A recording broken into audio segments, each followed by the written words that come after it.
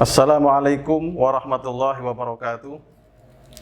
Alhamdulillahirabbil alamin wa bihi nasta'inu ala umuri dunya waddin. Wassalatu wassalamu ala asyrafil anbiya'i wal mursalin wa ala alihi wa ashabihi ajma'in. Allahumma la sahla illa ma ja'altahu sahla wa anta taj'alul huzna idza syi'ta sahla. Alhamdulillah, ungkapan syukur kehadirat Allah Subhanahu wa taala atas limpahan nikmat dan karunia-Nya, nikmat iman, nikmat Islam dan juga kesehatan, sehingga pada kesempatan kali ini kita masih diberikan kesehatan oleh Allah Subhanahu wa taala. Mudah-mudahan dengan senantiasa kita bersyukur, Allah akan menambahkan kenikmatannya kepada kita.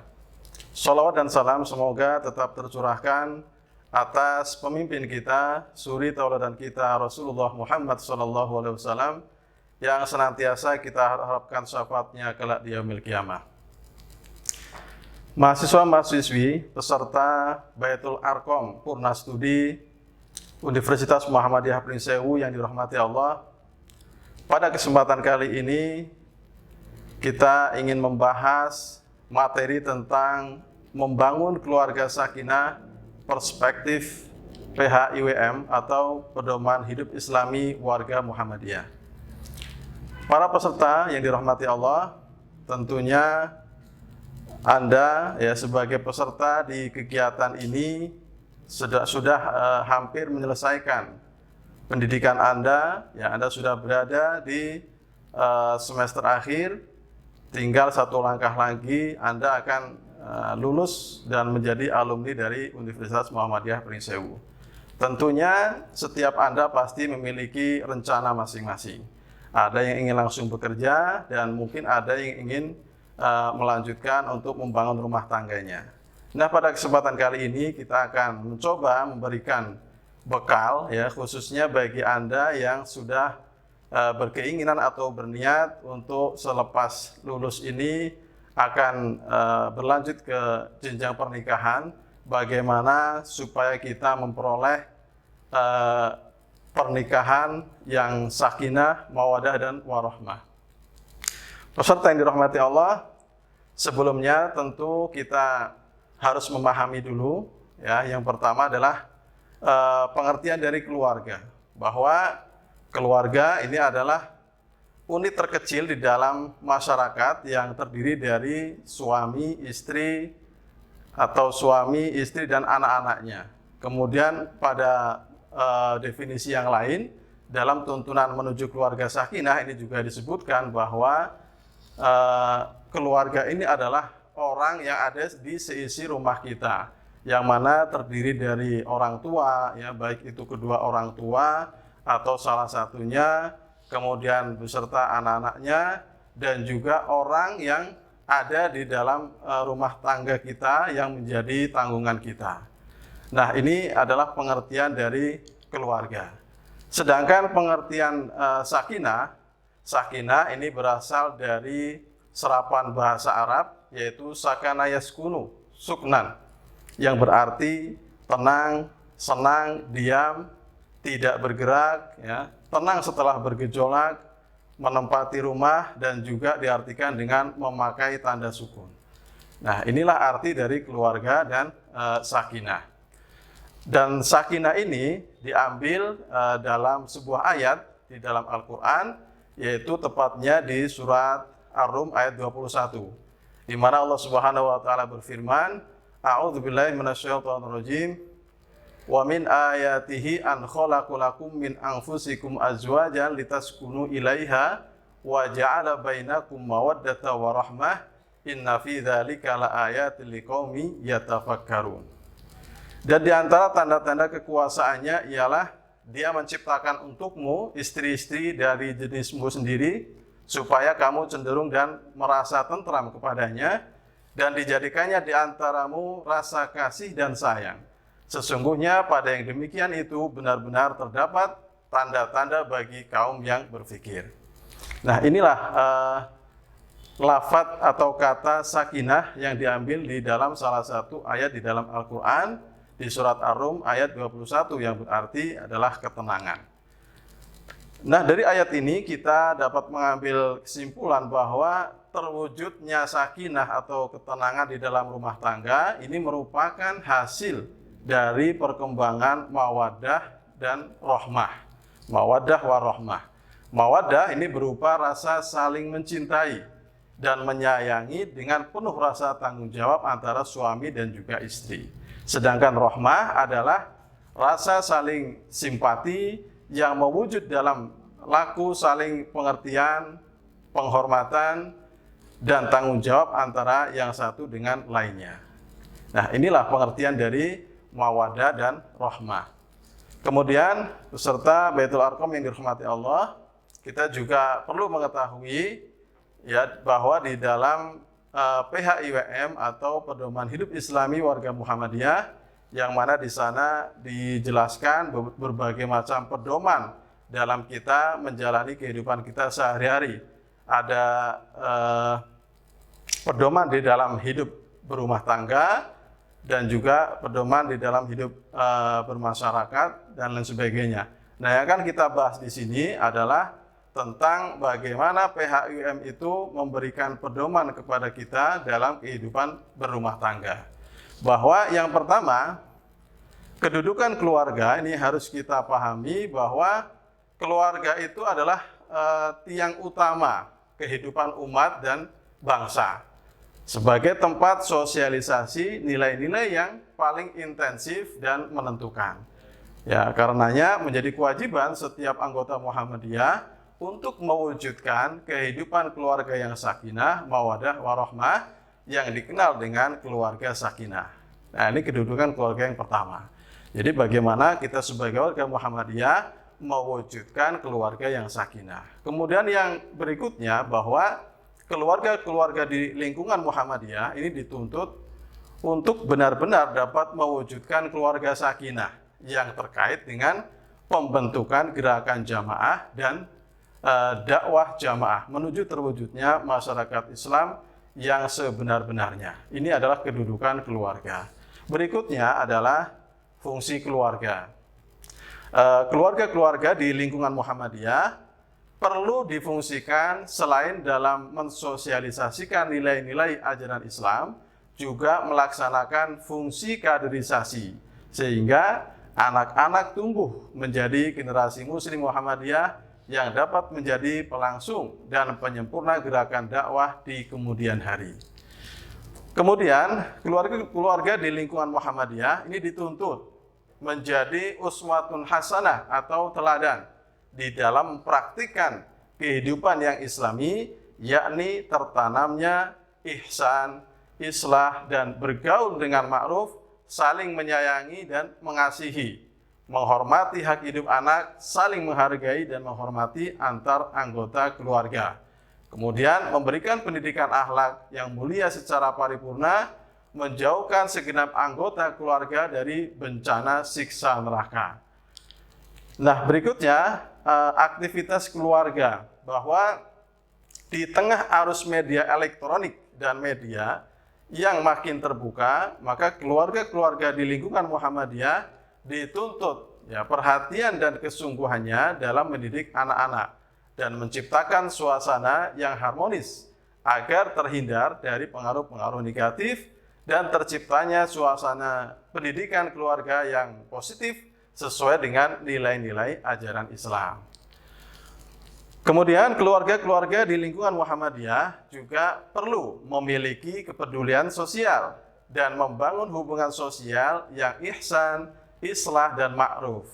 Ihsan di sini diartikan dengan kebaikan.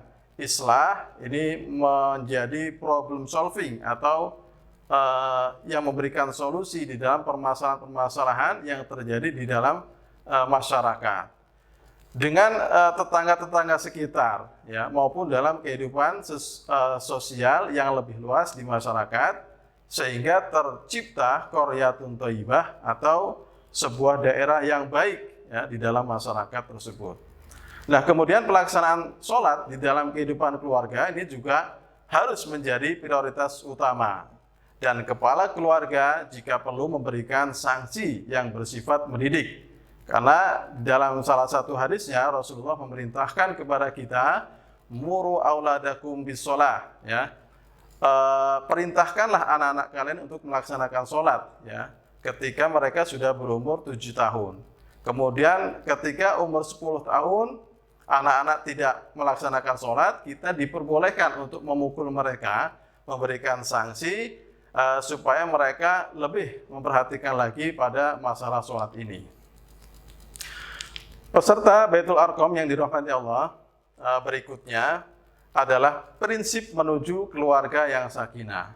Nah, sebelum kita memperoleh keluarga yang sakinah, keluarga yang tenang, maka pertama kali kita harus mengetahui prinsip keluarga sakinah tersebut. Yang mana pertama adalah pernikahan ini harus dipandang sebagai perjanjian yang berat, ya, mitsaqon ghalidha, yang menuntut suami istri memenuhi hak dan kewajibannya masing-masing. Nah, ketika kita ingin masuk ke jenjang pernikahan, ketika seorang mempelai pria mengatakan qabiltu nikahaha, maka saat itu dia harus, kedua pasangan ini harus berkomitmen bahwa itu adalah ikatan yang sangat kuat. Jadi harus benar-benar dipertahankan, ya, harus memberikan hak dan kewajibannya sebagai suami maupun istri. Ini prinsip yang pertama. Kemudian yang kedua, bahwa setiap anggota keluarga, suami dan istri adalah pemimpin dalam kedudukannya masing-masing. Dan nanti Allah Subhanahu wa taala akan meminta pertanggungjawaban dari kepemimpinan kita.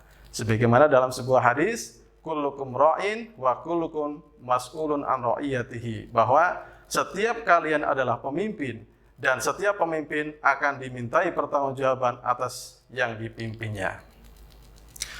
Berikutnya adalah sebuah keluarga harus dikemudikan secara adil. Artinya meletakkan semua fungsi itu secara memadai. Ini adalah prinsip dalam kita membangun keluarga yang sakinah.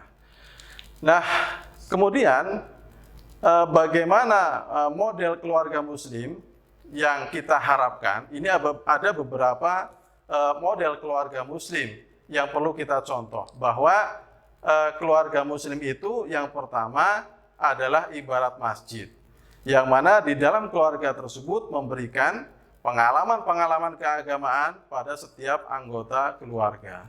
Kemudian keluarga muslim itu juga laksana madrasah yang mengajarkan nilai-nilai Islam, ya, kepada seluruh anggota keluarga. Kemudian yang ketiga, bahwa keluarga muslim adalah sebagai benteng yang mana akan melindungi dari setiap gangguan fisik maupun non fisik terhadap anggota keluarga tersebut.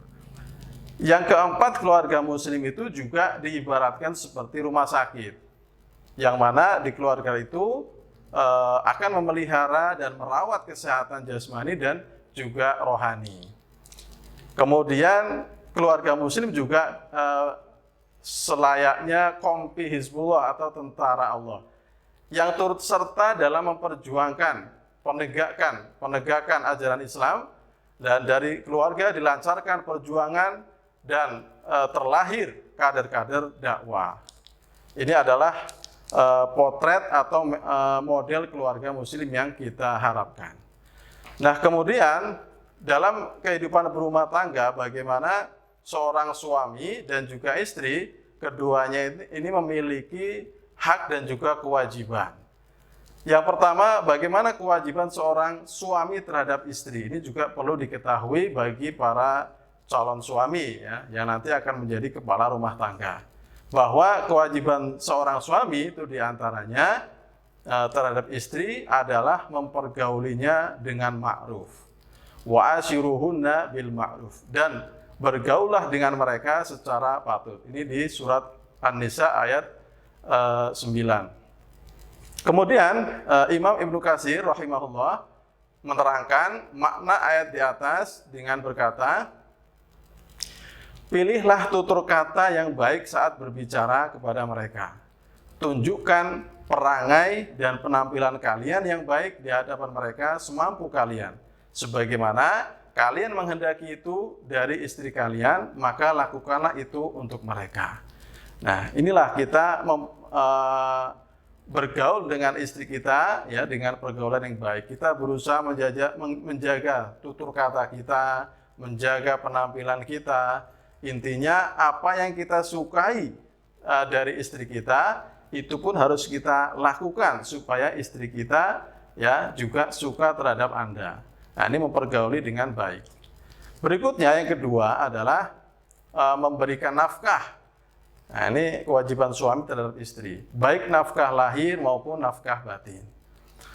Dalam sebuah hadis ya disebutkan pernah seorang sahabiah atau sahabat wanita bernama Hindun binti Utbah ya pernah datang menemui Rasulullah SAW. Ya, beliau mengadukan kesulitannya ya karena suaminya tidak memberikan nafkah yang cukup untuknya dan anak-anaknya. Dan ia terpaksa mengambil harta suaminya tanpa sepengetahuan suami untuk mencukupi kebutuhan. Maka Rasulullah SAW bersabda kepadanya, ambillah dari harta suamimu apa yang mencukupimu dan anak-anakmu dengan cara yang baik. Hadis riwayat Bukhari dan Muslim.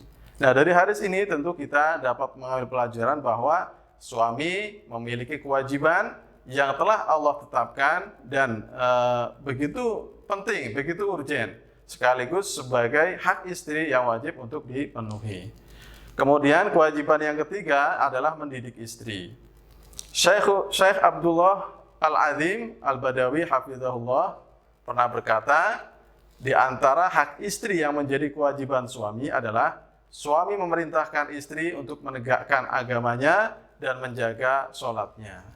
Nah, ini bagaimana suami bisa mendidik istrinya, bisa membimbing istri menjadi istri yang soleha dengan senantiasa mengingatkan terutama masalah sholatnya. Jangan sampai seorang suami membiarkan ketika istrinya tidak melaksanakan sholat 5 waktu. Kemudian yang keempat adalah menjaga kehormatan istri dan keluarganya. Ini menjadi kewajiban suami terhadap istrinya. Ya, bahkan istri pun demikian sebaliknya, harus senantiasa menjaga kehormatan suami. Ya, jadi kedua-duanya antara suami dan istri ya, ini saling melengkapi ya. Bahkan diibaratkan di dalam surat Al-Baqarah 187 ya, hunna libasul lakum wa antum libasul lahun, bahwa istri-istri kita ya mereka adalah pakaian bagimu dan kamu pun adalah pakaian bagi mereka. Nah, diibaratkan di dalam ayat ini antara suami dan istri itu ibarat pakaian, yang mana fungsi pakaian itu ada dua, yaitu untuk menutup aurat dan yang kedua adalah untuk memperindah. Menutup aurat di sini adalah bagaimana antara suami dan istri saling menutupi kekurangan-kekurangannya. Jangan sampai kekurangan pasangan kita sebarkan ya, kita siarkan ke orang lain ya, sehingga itu akan membuka aib dari rumah tangganya sendiri. Ya. Jadi dua fungsi antara suami dan istri ibaratnya pakaian, yaitu akan menutup aurat dan juga akan memperindah.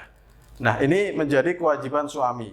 Ya, bagaimana suami bisa menjaga kehormatan istrinya dan juga sebaliknya. Kemudian kewajiban istri terhadap suami. Ya, ada beberapa hal yang menjadi kewajiban istri terhadap suami, di antaranya yang pertama adalah taat kepada suami.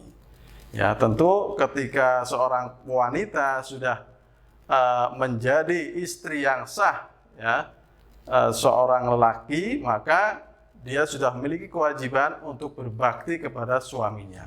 Sebelum dia menikah, dia berbakti kepada orang tua. Setelah menikah, maka dia mengalihkan baktinya kepada suaminya. Kemudian menjaga amanat ya sebagai ibu atau al-um dan juga robbatul bait atau manajer rumah tangga. Itu kewajiban istri terhadap suaminya. Ya, bagaimana bisa menjaga amanah di dalam mengelola rumah tangganya. Kemudian yang ketiga adalah menjaga kehormatan dan harta suaminya. Ya, terutama ketika ditinggal oleh suaminya, maka seorang istri itu harus bisa menjaga kehormatan dan juga harta suaminya. Kemudian yang berikutnya, meminta izin ketika hendak bepergian dan juga puasa sunnah. Ini juga penting sebagai seorang istri atau calon istri. Nanti ketika Anda mempunyai niat ya untuk bepergian ya atau ingin melaksanakan puasa sunnah, maka itu harus harus berdasarkan izin dari suami. Karena ya ada sebuah kisah seorang wanita solihah ya, istri yang solihah, ketika itu ditinggal oleh suaminya untuk berjihad fisabilillah. Nah, sebelum suaminya pergi itu, sang suami berpesan kepada istri, janganlah engkau keluar dari rumah sampai aku pulang dari jihad fisabilillah. Nah, setelah kepergian sang suami, ya di hari berikutnya ada tamu utusan dari orang tuanya yang mengabarkan bahwa orang tuanya sedang sakit keras, ya sudah kritis. Ya, ia meminta wanita tersebut untuk menjenguk orang tuanya. Namun dengan sedih hati, ya wanita tadi menjawab, mohon maaf, bukannya saya tidak menghormati orang tua saya, tidak kasihan dengan orang tua, tetapi saya mendapat pesan dari suami bahwa saya tidak diperbolehkan keluar rumah sebelum suami saya pergi. Ya, kemudian utusan tadi pulang. Keesokan harinya, utusan tadi datang kembali mengabarkan kepada wanita tadi bahwa orang tuanya telah meninggal dunia. Dengan sedih hati, ya wanita tadi menjawab, mohon maaf ya bahwa saya tidak bisa keluar sebelum suami saya pulang dari kepergiannya. Nah, ketika itu ya, utusan tadi menyampaikan berita ini atau kejadian ini kepada Rasulullah ya, tentang wanita tersebut yang menurut utusan tadi dia adalah wanita yang durhaka karena orang tuanya sejak sakit sampai meninggal tidak mau menjenguknya dengan alasan karena tidak diberikan izin oleh suaminya. Lalu Rasulullah menjawab ya ketika disampaikan cerita itu ya bahwa sang ibu ya orang tua dari wanita tadi yang telah meninggal diampuni dosanya oleh Allah Subhanahu wa taala disebabkan memiliki wanita yang solehah, disebabkan anaknya menjadi istri yang solehah karena mengikuti apa yang diperintahkan atau yang dilarang oleh suaminya. Peserta Baitul Arqam yang dirahmati Allah, kemudian ada kewajiban bersama antara suami dan juga istri. Jadi antara suami dan istri ini juga memiliki kewajiban bersama. Di antaranya adalah menjaga iman dan meningkatkan ketakwaan. Ini harus saling bekerja sama, ya saling mengingatkan supaya dalam menjalankan aktivitas ibadah ya antara suami dan istri ini selalu semangat dan selalu terjaga, maka saling bekerja sama dan mengingatkan. Kemudian menjaga agar senantiasa taat kepada Allah Subhanahu wa taala yang diwujudkan dalam sikap menjadikan syariat Islam sebagai tolak ukur ya perbuatan dalam semua aspek kehidupan, yaitu saat beribadah ya khususnya sholat ya, giat beribadah ini harus menjadi perhatian antara suami dan istri. Bagaimana dalam rumah tangga itu bersama-sama selalu menjaga ibadah, terutama ibadah sholatnya. Kemudian bermuamalah secara islami, giat dalam berdakwah, kemudian menjaga makanan dan minuman agar halal selalu.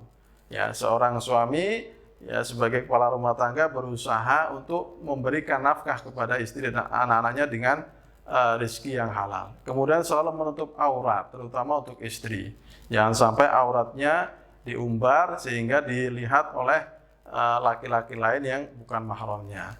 Dan juga mendidik anak agar menjadi anak-anak yang soleh ataupun solehah. Ini adalah tugas bersama antara suami dan juga istri dalam kehidupan rumah tangga. Baik, peserta Baitul Arqam Munastudi yang dirahmati Allah, demikian sedikit materi sebagai bekal Anda mungkin yang akan setelah lulus nanti berlanjut ke jenjang pernikahan. Mudah-mudahan yang sedikit ini, materi ini bisa dijadikan bekal dalam mengarungi kehidupan rumah tangga kalian. Demikian dari saya, kurang lebihnya mohon maaf. Akhirul kalam, billahi fisabilil haq, fastabiqul khairat, wassalamualaikum warahmatullahi wabarakatuh.